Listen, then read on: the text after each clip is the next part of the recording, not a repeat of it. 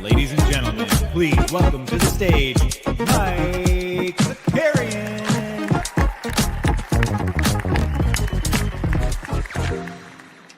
Good morning. What's going on, everybody? Welcome back. Ooh, my mic looked like it cut out there for a second. Welcome back. We got the NBA bit coming at you live on a Wednesday. It is ice cold. It is ice cold up in the Northeast right now.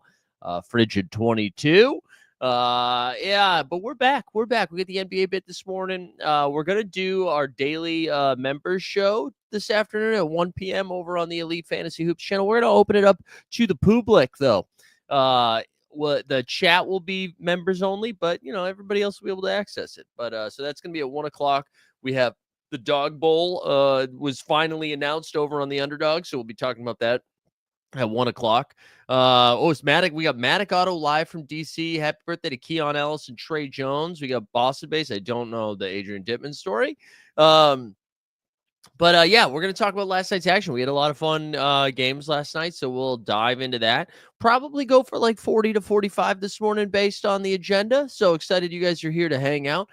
For the rest of the week, again, NBA bit will be on Friday. We'll also have Live Before Lock on Friday. I'm going to try to squeeze in the 89 Cavs either tomorrow or Friday as well because my schedule changed these a little bit. So I don't have that Wednesday evenings free like I once did.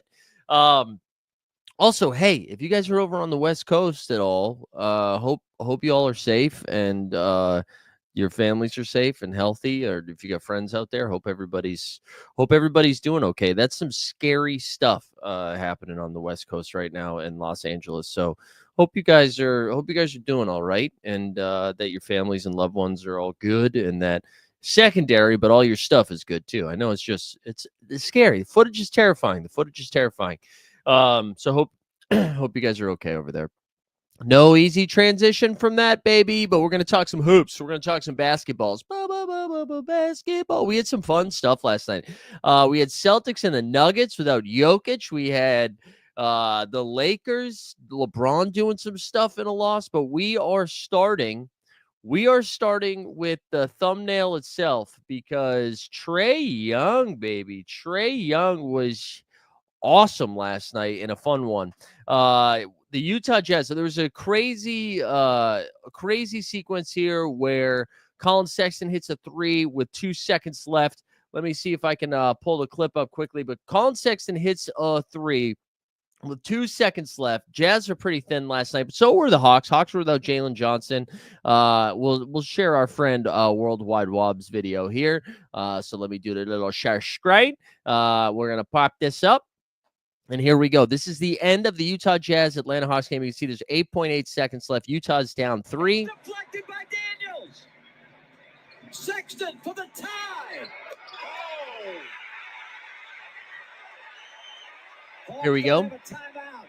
Trae from midcourt to win it. He hit it. Dude, hit him with the chilies, too. Hit him with the chilies. Let's see this one more time. Right here. Right before the half-court line. Hit him with the chili. Hit him with the chili. We love to see that. That was a great shot by Trae. Trae had an awesome game last night. Sexton was rugged. Trae's been doing this a lot where, like, you'll look at his box score and he'll have, I think he had 7 assists or 6 assists in the first quarter. And then, like, you're like, oh, but he's got 0 points. And then at halftime, he's got like 8 points and 10 dimes. Then all of a sudden you look and his final line was, here, let me actually share this screen now. His final line was 24 and 20, 24 points and 20 dimes in this game. He was great. He 3 for 10 from 3, not great. 9 for 10 from the line. But he's just doing a little bit of everything there. Dyson Daniels, too. He stepped up with no Jalen Johnson. He had 16, 7, and 6. And, of course, he had a couple of steals and a couple of blocks because what he do. All 5 starters for the Hawks in double figures. You had Risa Shea with 14 and 6. Capella with 18 and 6. You had Krejci at 13. You also had 2 bench bros in double figures as well. DeAndre Hunter continues to pour it on, going 4 for 7 from 3. He had 17, and then Bogey had 11. On Utah's side of things, Lowry was awesome, man. He went 8 for 15 from 3. He had 35 points and 2 boards. Walker Kessler Ranger had 21 and 10. Sexton had 24. Also, shout out the Utah Jazz. Danny Ainge put his helmet on and is driving the tank right to the number 1 pick because Colin Sexton played like 12 minutes in the first half. He ended up getting to 31. They were without Jordan Clarkson, Keontae George, John Collins. You would think Sexton is going to play for 35, 37 minutes. Instead, they all played 30 because you had to make sure Cody Williams played 29 minutes. Isaiah Collier played 26 minutes. Just like kind of ugly stuff. Ooh, National Bubble Bath Day. There we go. Over on, for you Blue Sky bros, over on Blue Sky, I saw, a post? I don't know what we call it, from Hoops Hype. Trae Young is 26 years old, passed Kyrie Irving, who's 32, in assists last night, and is now 103rd all time. That's kind of crazy for Trae already to be 26. I mean, already to be 103rd all time in his short NBA career. They went on to say Trae has a legit shot at top 5 all time in assists. I thought that was a pretty impressive stat line there for Trae, who has just been, again, man, Atlanta's just like a different team this year. 19 and 18 now. I mean, I guess they are kind of consistently around a 500 team, but they're playing differently. It feels different. But anyways, good win for Atlanta. Good loss for Utah. That's what Utah wants to do, right? Give their fans something to cheer about in a close game, but collect the L. And that's what happened. So big game winner for Trae. My underdog bags were desperately rooting for overtime there because I had a ton of Lowry, a ton of Sexton, and a ton of Trae. However, sometimes Trae gets a W. Let's go over to Boston though, and make sure you're checking Mike Weisberg's Twitter as he goes after all of the guys from DNVR, specifically Adam Mares. Stayed up late for this one. This was a weird game, guys. I don't know how many watched it. So Jokic, got the late tag, which always makes you nervous, where he got all of a sudden was probable. All of a sudden, he was probable with an illness, and then an hour and a half later, he was questionable with an illness, and then all of a sudden, a report came out that he had left the arena, so that's usually not a good sign. So Jokic doesn't play this game. Celtics, their 4th consecutive road game after playing Houston, Minnesota, OKC, and now are in Denver. Tough place to play. No Jokic, so you're like, oh well, we're getting a little bit of a break here. But that wasn't the case, man, because Denver came out and they shot the lights out. And then Boston kind of, I don't know, they looked a little, I don't want to say dazed. I don't know what the right phrase is for that, but they didn't look like their same. I don't know, maybe the barrage of 3-point shooting in the first quarter by Denver, maybe that kind of stunted the excitement from Boston. I don't know, just punched them in the mouth and they were a little stunned. But Denver stayed with them all the way till the end. And then late in the fourth quarter, kind of ran away with it. I thought Kristaps Porzingis had a pretty good game. He kind of set the tone for them early. He was pretty dominant. He finished the game with 25 points and 11 boards. Also had an incredible block on DeAndre Jordan, although I guess how incredible can the block be when it's on DeAndre Jordan in 2025? But DeAndre Jordan was taking it in, and Porzingis just met him at the rim. He was going in for a dunk, met him at the rim, forced DeAndre to kind of like throw it off the back of the rim. But it was a pretty good performance by Porzingis. I think something that the Celtics are doing really well right now when KP is healthy and out there, when a team is switching like crazy on Boston because of the 3-point shooting and the dynamic ball handlers, KP, if they get a short guy on him, whether it was Christian Brown a couple times last night, Russ actually was pretty feisty with KP most of the night, or Christian Brown, Jamal, Russ, whoever it was, KP immediately punished them down low, would just get right into the paint, draw a foul, or go right to the rim. I mean, that is the key to the success of the Celtics in this postseason, where some other teams have gotten a little bit closer to their roster, like the Cleveland Cavs. Knicks have gotten a lot better. And then obviously on the West, OKC. This is how we win, is by KP just beating them down low. But let's look at some of Denver's shooting here. And so Dario Saric got the start, only played 17 minutes. We had Michael Porter Jr. knock down 2 threes. Russ went 4 for 9 from 3. That doesn't happen often. Russ finished with 26, 9, and 6. Also had 8 turnovers, though. Most of those late. Jamal hit a 3. Christian Brown hit a 3. But you know who's starting to show up a little bit more regularly here for Denver? Julian Strawther, the straw man. He was pretty good last night. He went 3 for 6 from 3. I don't know, for those who watched that game, I think Strawther has a little bit of a Jordan Poole stretch in him, and I guess for better or for worse. But the way he kind of moves off the ball and then with the ball, and the quick trigger that he has, it reminds me of Jordan Poole. When Jordan Poole's on, it looks similar to that. But good performance from him off the bench. Again, he went 8 for 15 from the field, 3 for 6 from 3. Peyton Watson also knocked down a couple threes as well. On Boston's side of things, there's more of the same, right? Tatum was awesome, 29, 6, and 4. You got 19 and 7 from Drew Holiday. Derek White got ruled out about a couple hours before the game. So it's good to see Drew Holiday, who's been struggling offensively the last, 2 weeks maybe. So it's good to see him be a little bit more aggressive.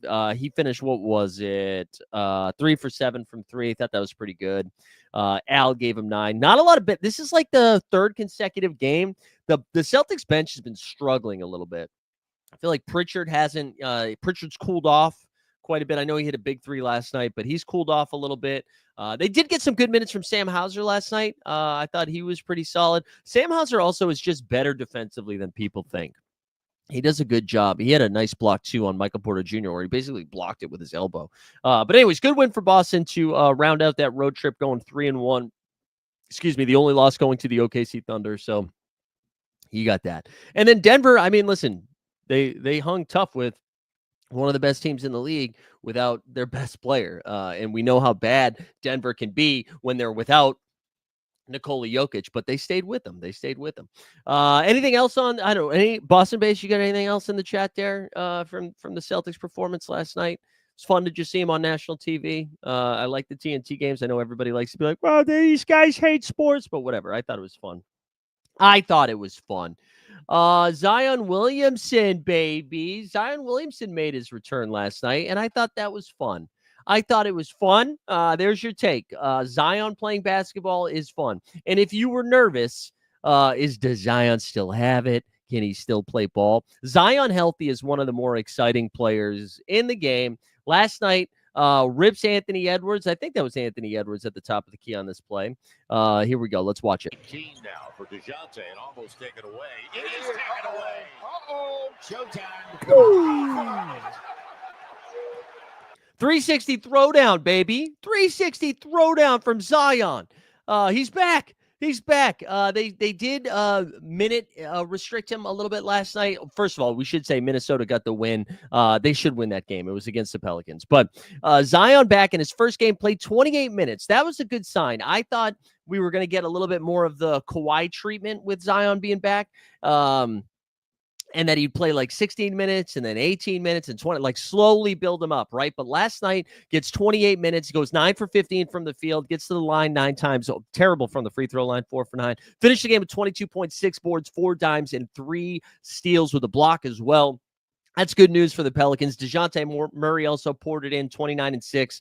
No Trey Murphy in that game. He got hurt against the Wizards and missed last night's action. The Pels play again tonight. They're on a back-to-back, and I imagine Zion's not playing. I can't imagine they're going to put him in a back-to-back right off the bat. Anthony Edwards, since saying he would like to score more, has in fact scored more. Last night went 7 for 11 from 3. He had 32 and 9. Julius regular season Randle, 16 and 6. And that's it, man. This Minnesota team's been kind of funky. Like, we've been seeing Anthony Edwards score a lot of points, and then just kind of mid performances from everybody else on the Minnesota roster. But the win is a win. It was probably a little too close for comfort considering it was against New Orleans, but they moved to 19 and 17. They're now 2 games over 500. And Ant-Man, just good to see him ascending. He's kind of decided it's the Ant-Man show, and he's going to do it all by himself. Does Zion bounce back kill Yves Missy's fantasy relevance? Common Man, I don't think so. I think for early on anyways, I think Yves Missy is like tonight. I think they play Portland and Missy is in an awesome spot. An awesome spot because I'm assuming no Zion, so they're going to have to rely on him anyways. Last night, Missy played how many minutes? What did he end up doing last night? Still started and played 28 minutes. So in 2 points, 9 boards. I think you can expect probably like a 6 and 10. I want to say he's almost like, for right now, the version of this rookie that we're getting right now. He's kind of like a poor man's Walker Kessler, where he's going to be out there a lot of times. He's going to get there with rebounds, blocks, and then you just hope for some putbacks. Honestly, Mark Williams is a little bit like that too, except he's a little bit more dynamic on the offensive end. But Missy's minutes are a little bit safer than Mark Williams. So I don't think he becomes irrelevant. His ceiling night to night probably comes down a little bit. However, I think he'll still have his spike nights, especially because now we're like, one, you're relying on Zion being healthy. Two, you know that the Pelicans are going to be moving off guys in the trade deadline. And as they get closer to end of the season, they want to make sure they're getting a good draft pick. That means playing their rookies a little bit more. So I wouldn't punt on your Eves Missy, but maybe night to night, you just got to pay attention to the roster of the Pellies. Let's kind of bounce around the league here and do some upset city, baby. Because there were some weird ones last night. We had, let's go to the Lakers first. Actually, before we talk about the Lakers losing, holy crap. I don't know if you saw that 40-year-old throw it down, big man. He had a nutso dunk last night. I don't even know how he did this, man, because like when you see the replay in like, it just looks like his arm keeps stretching up. Ready? Here's Christie to the cutting James. Oh! Here's Christie to the cutting James. Oh! Here's Christie to the cutting James. Oh! That man's 40. That man is 40 years old. How? How does that happen? LeBron, like, I just don't know how he got that up there. Like the left hand just kept extending and extending. Another insane. Oh no, that's different game. Let's go back to I was thinking the Lakers played the Hornets there, but they do not. Let's go back over to the box score here and go through this Dallas Lakers game. This is a pretty embarrassing loss for the Lakers. I know they were on the road. They had been playing really well, surging up the Western Conference the last couple of weeks or so. But to lose this game, Dallas was without. Look at the starting five for the Mavs. PJ Washington, who he balled. You had Spencer Dinwiddie, Derek Lively, Najee Marshall, and Klay Thompson. Dinwiddie gave him 19, 8, and 6. You had 22 and 8 from PJ. You got 23 from Quentin Grimes off the bench. Quentin Grimes, actually, nice little bright spot. People were saying he was a throw-in in that Pistons deal for Jimmy Hardaway Jr., right? Because they were trying to get off that contract. Look at that, 23, 9, and 6. He's really stepped up with no Luka or no Kyrie or both. The Kyrie news sucked, right? He's going to be out for like 2 weeks, I think. That's tough, but good win for Dallas here. On the Lakers side of things, man, Austin Reeves just didn't have it last night. 15 points, going 5 for 14 from the field. The Lakers are kind of like, you know what you're getting from LeBron, like 18, 10, and 8 last night. AD gave him 21 and 12, but the Lakers kind of go as Reeves goes, right? I think if Reeves is wheeling and dealing, I think you want him around 6 dimes a game. When that's not happening, I just don't see the Lakers doing it. Dorian Finney-Smith, game 11 off the bench, 13 from Dalton Connect. Let's go to Phoenix, Charlotte, too. I wanted to show you guys another insane highlight from last night, and that was LaMelo Ball. The Ball family seems to be trending up a little bit. I'm sure that'll come down. Look at this ridiculous thing. Look at this ridiculous highlight here. I'm going to share a screen right here. Let's go over here. Let's look at this LaMelo highlight, and let's watch closely. Keep an eye on that. LaMelo to himself! Oh, yeah! So LaMelo technically doesn't get an assist here. He gets a hockey assist. One more time, though, at the 3-point key. He picked up 2 fouls. Right? Picks up the dribble. Uh-oh, I'm lost. Fires it off the backboard to himself. Brandon Miller, Mark Williams. This is going to be old man Zakarian here, and I'm doing this mostly because I think it's funny, not because I believe it. Not enough people in LaMelo's life have told him no. You know what I'm saying? Not enough people have told him no. If I did that even in a video game, if I tried to make that play happen in like NBA 2K5, like my dad would have beat my ass. You can't be doing that. Also, 2005 is too young. I mean, too old. That's crazy. That was such a crazy play. LaMelo, though, was incredible last night in this game against the Phoenix Suns. The Suns, who on a back-to-back, they played the watered-down Sixers. The night before, got a W, and then last night, I mean, like, they got a ceiling game from Booker and a normal game from KD, right? Booker goes 14 for 25. I think he had 17 points in like the first 9 minutes of the game. He finished with a huge double-double, 39 and 10, also clicked in 6 boards as well. You got 26 from KD, and then look at this shit. Bradley Beal, 5 for 13 from the field off the bench. He had 10 points. That was your next highest score. You got 9 from Grayson Allen, 8 from Yusuf Nurkic. You got 4 from Tyus Jones, 6 from Ryan Dunn, 0 from Plum Dog Millionaire. And look at the plus minus. Yusuf Nurkic minus 22, Bradley Beal minus 21. This is against the Hornets, right? This is against the Hornets. They let up 37 points in the second quarter. Phoenix now 3 games under 500. Hornets pick up their 8th win. You can't be losing those games, man. I know, like, any given night, whatever. I don't know, man. I just don't know.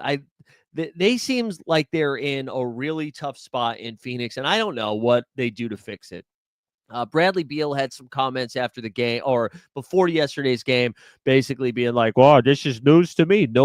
I have a no trade clause, and I have yet to be addressed about potential moves." And then there was some more reporting and rumblings that Bradley Beal is considering waiving his no trade clause. Jimmy Butler has now come out. And Jimmy Butler, by the way, being like, I will play for any other team than the Miami Heat. I will go anywhere. And then immediately he's like, except for Memphis, though. And then his agent, I think, or somebody in his camp leaked out that he really only wants to go to Phoenix. Again, though, man, I don't know how this is going to work. And I know we're just rehashing the same thing over and over and over again. Bradley Beal would basically have to, 1, waive his no trade clause to go to Miami. The Miami Heat would want to take on Bradley Beal's deal. Now, Jimmy Butler makes $50 million next year. Bradley Beal makes $50+ million for like the next this season and then the next 2 years, I believe.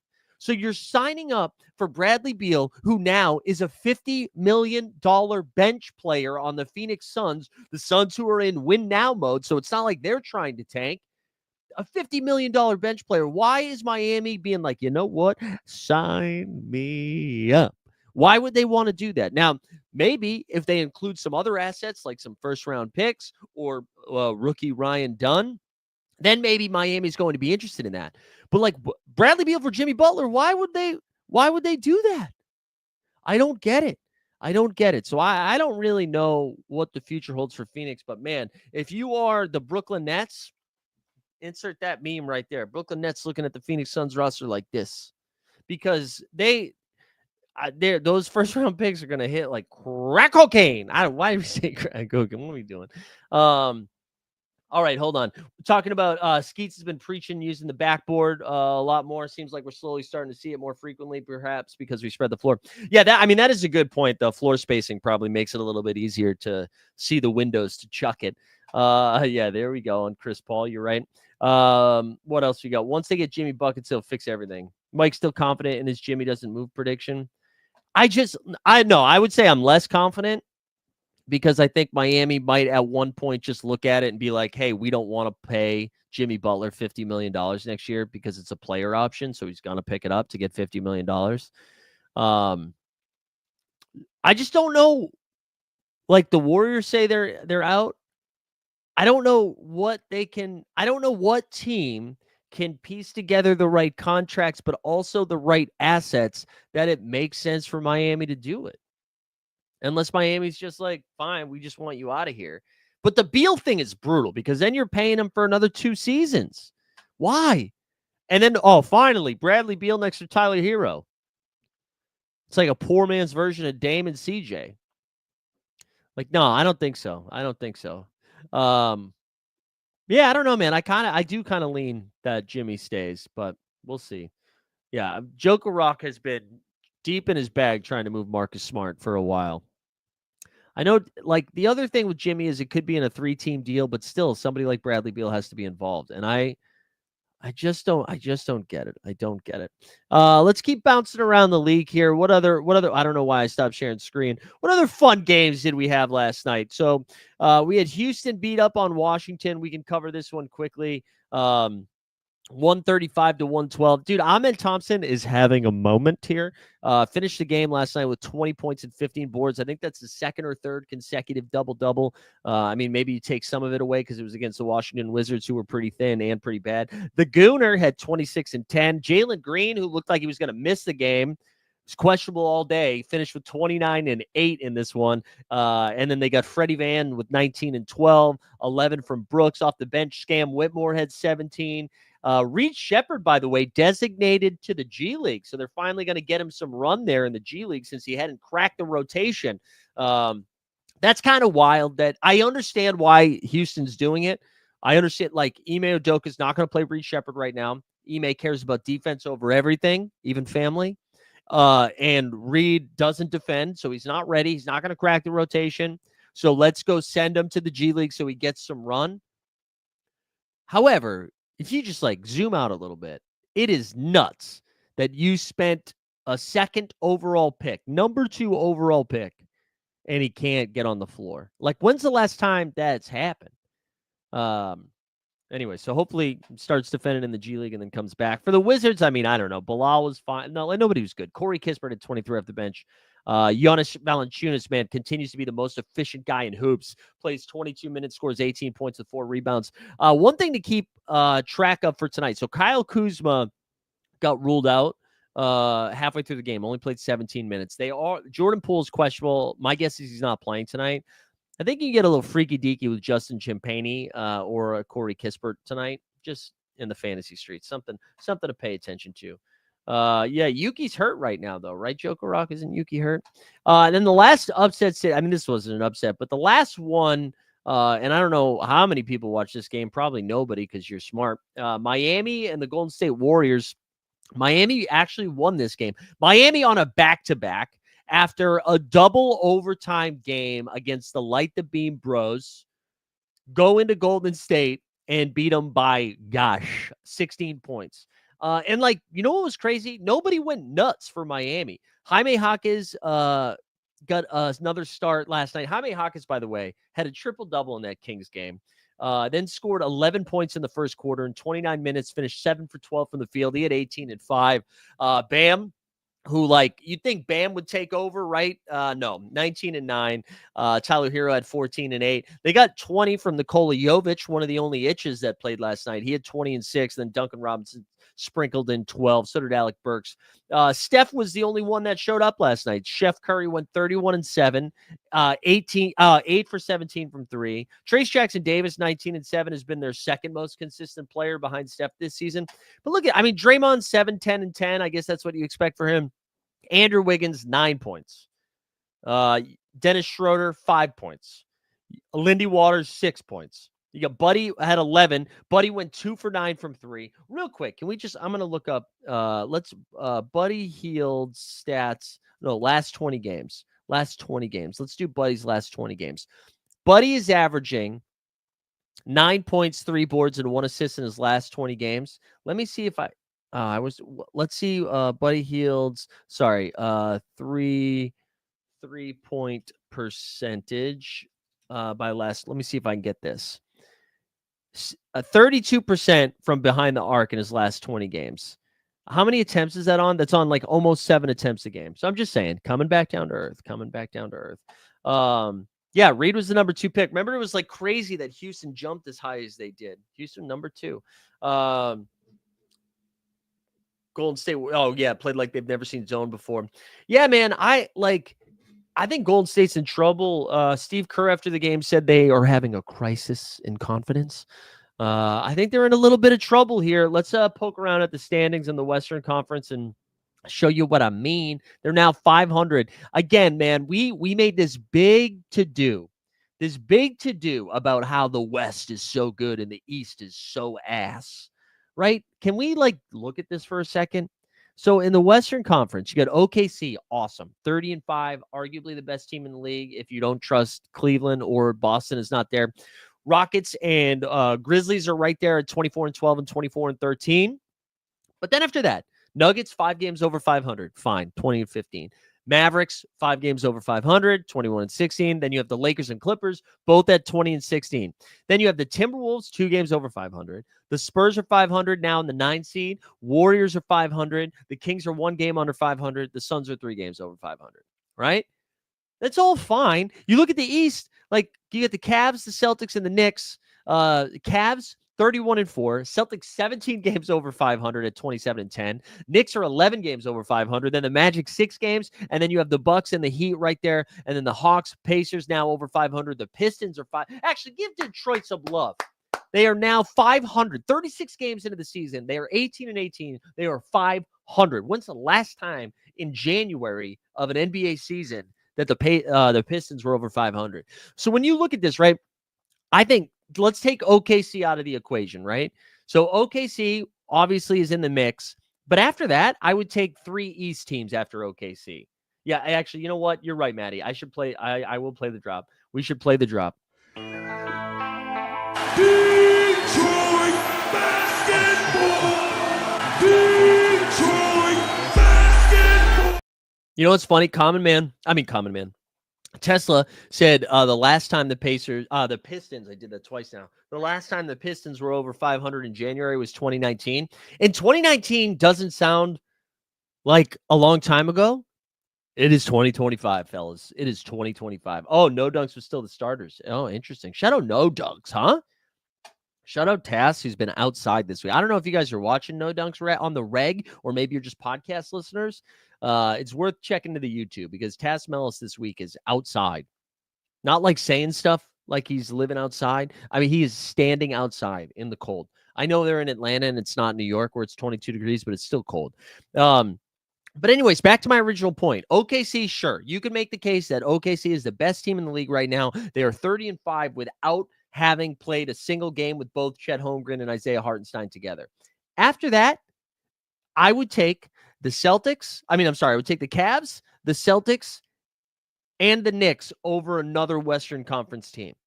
So after we spent all that time, oh, the East is so bad. The West is dominant. The East is embarrassing. I would take 3 teams over the next Western Conference team. Sure. And you know what, man? You look at some of the basketball that we're seeing from these teams in the West. Miami just beat Golden State.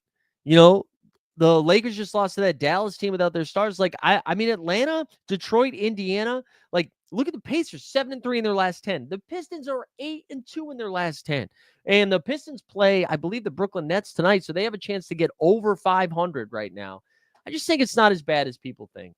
Yeah, we do need some more Mike Man on the street. You're right. It's been a while. We need to mix up the content a little bit. I almost said we're stuck in a rut. We're not stuck in a rut. Things are juicy and good. I'm enjoying the NBA bit, but I'm doing the same thing a lot this season. So it's time we're going to do something fun next week, I think. Next week. Also, I started looking at taking a vacation. Not to say that in the same sentence, but got to take a vacay soon, I think. I need to go somewhere warm. I'm just feeling the cold. I'm feeling the cold. All right, that kind of does it for bouncing around the league here. I did want to poke around on Underdog for a second, so we can.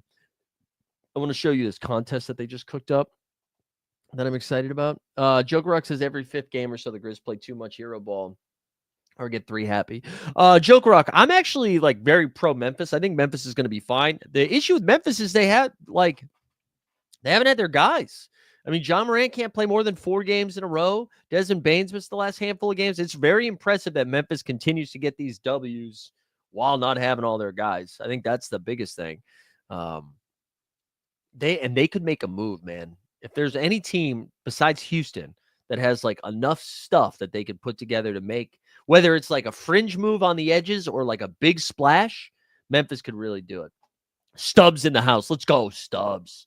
All right, let's go take a look at the dog app here.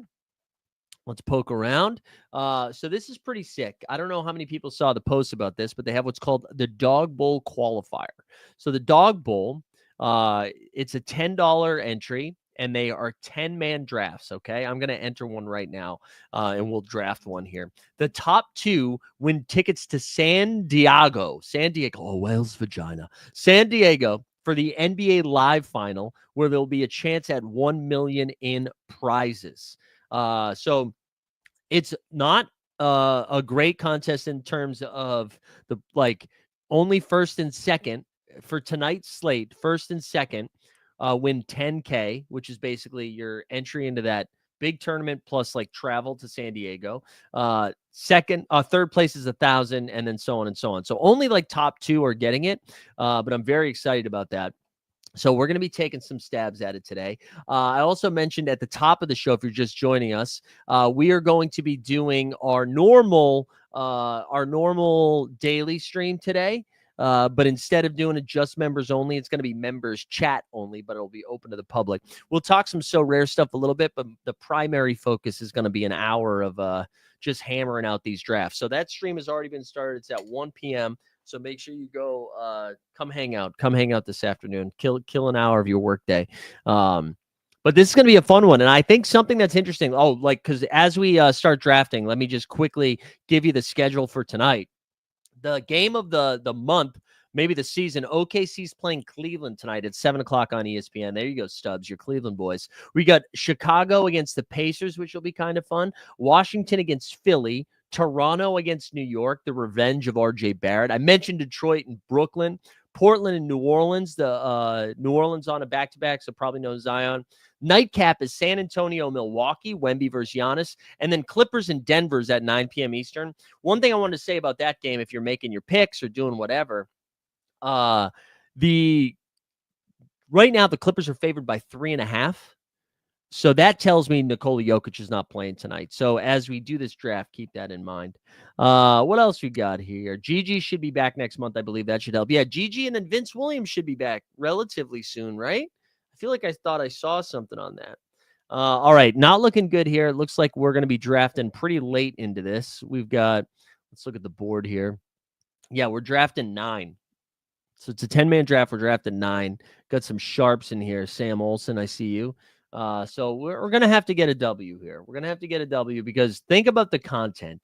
Think about the content we could do out there in San Diego, you know? So let's get this W. Let's do it. And then, yeah, we'll draft this. If you guys have let me leave the board up, actually. If you guys have other questions about stuff in the hoops world, let me know. We can just hang. We can chill here for a little bit. Pull up the chat. There we go. Woo.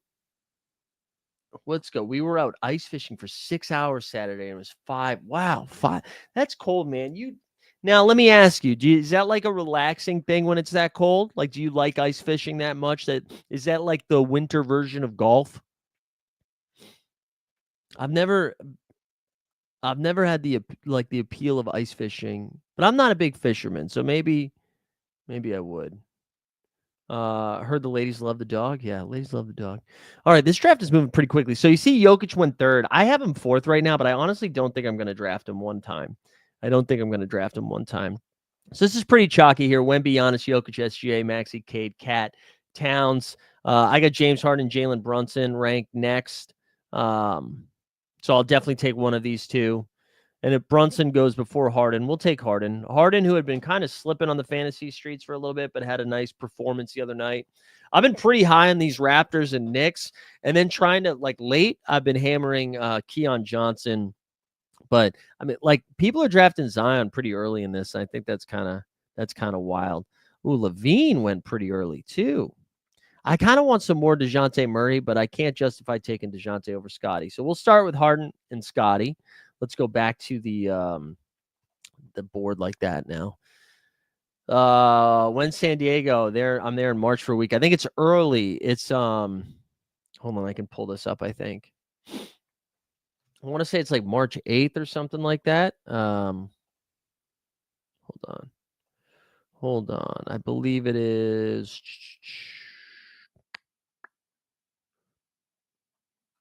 Hold on one second. I think it's like March 8th. The Underdog Fantasy Dog Bowl live contest is a welcome party to be held on Friday, March 7th and live draft and watch party for Battle Royale on Underdog on Saturday, March 8th. Contest is exclusively for Underdog customers who enter the contest. Contest will be administered and scored according to these rules, blah, blah, blah. So there you go. March 7th and 8th, baby. Ice fishing is all about the beer. Okay. All right. You could talk me into it. Team Hold goes ice fishing. Forget Summer League. Also, by the way, I already did book my trip for Summer League if you guys were thinking about going. July 10th to the 14th. This year, instead of Park MGM, staying at MGM Grand. I believe Weisberg already booked. Patrick Coyne already booked. So 10th to the 14th, come hang out. We're about to be on the clock. I think the MGM Grand is a little bit cheaper. So it's a little bit easier for y'all.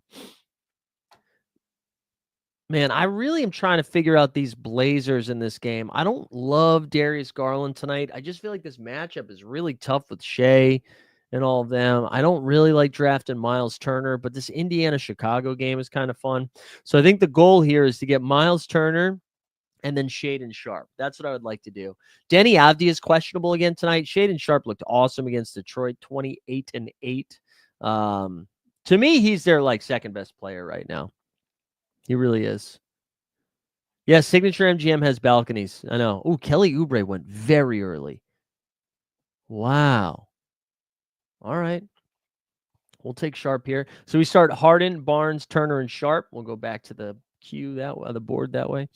But yeah, come book early. I mean, you can book, you can reserve now without paying too much, right? So MGM 10th to the 14th. Summer League, those should be I don't know if they officially announced those dates, but that's when it's going to be. Otherwise, it'd be on the 4th of July.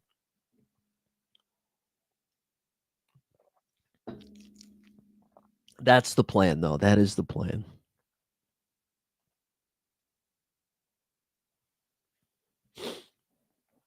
Balconies do equal smoke zone. I wonder what the price difference is between Signature and MGM Grand.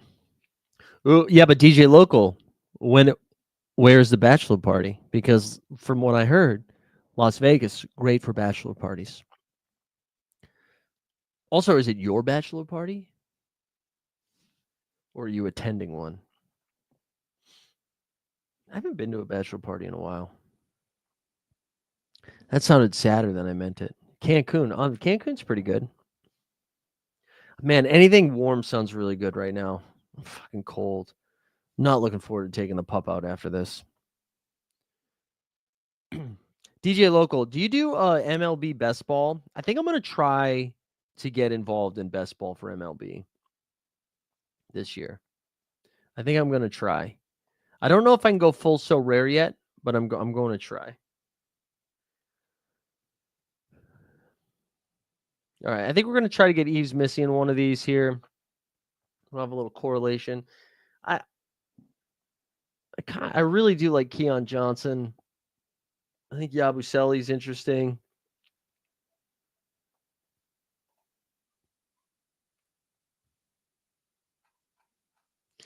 All right, we're gonna take Missy, and then we're gonna take Keon. I think that's what we're gonna do. Trying to get pretty overweight on Keon. Oh, you did a 10 slow draft? Yeah, I think I'm gonna do it. I think I'm gonna try. I enjoyed doing some of the dailies, but I would like to do Best Ball. I would like to do MLB Best Ball. All right, here we go. Last pick, Keon Johnson. So that draft is over. I'm gonna go. These are what I've done so far. That was my 9th one. Wow. So this was my first one I did. I kind of love this one. Wemby, DeJounte, RJ, Kobe White, Emmanuel Quickley, and then I took Alex Starr with that last pick. We had another Harden, Brunson, Siakam, Sharpe, Vassell. Trey Murphy's got a Q tag, but that's like a fun last pick. Same thing. A lot of Harden, man. Harden, Barnes, Jamal, Kelly.